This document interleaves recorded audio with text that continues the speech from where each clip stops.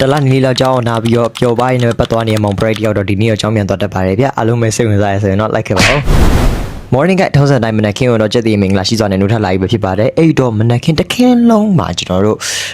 တနေ့တာလုံးပေါ့နော်မနက်ခင်းရောတနေ့တာလုံးအတွက်အားရင်အပြေးဝနဲ့အလွတ်လွတ်နိုင်အောင်လို့မနက်စာတော့ကောင်းမွန်လေးစားမှာဖြစ်ပါတယ် heavy လေးပေါ့အချိန်က9နာရီလေးပဲရှိသေးရန်ကုန်နေရတော့ share plan နဲ့ပူနေပါပြီအဲ့တော့လေ rider လေးတောက်ပြီးတော့ခီးဆက်တာပေါ့ဗျာအဲ့လိုနဲ့တွိုင်းနဲ့ Junction City ရောက်သွားပါပြီအဲ့တော့ကျွန်တော်တို့အတန်းသွားတတ်ပါတယ်အတန်းပြတာတွေကကြာနေပေမဲ့ကျွန်တော်ကတော့ keep in touch လုပ်နိုင်တော့မှာပဲကဲအတန်းပြီးသွားပြီဆိုတော့ကျွန်တော်တို့တငယ်ချင်းနဲ့မုတ်သွားဆက်မှာပဲဖြစ်ပါတယ်ဗျထုံးစံတိုင်းပေါ့ဗျာနောက်ကတော့မူဂျိုကလေးမလေး2ယောက်ပဲဖြစ်ပါတယ်ကြားရင်တော့ပြောရမယ် sorry အဲ့ဒါနဲ့ဒီအညမလေးကဝယ်ကျွေးမယ်ဆိုလို့ကျွန်တော်ကလည်း free ရနဲ့ခုံးဆင်းလိုက်ပါတယ်ဗျ哎呦我的妈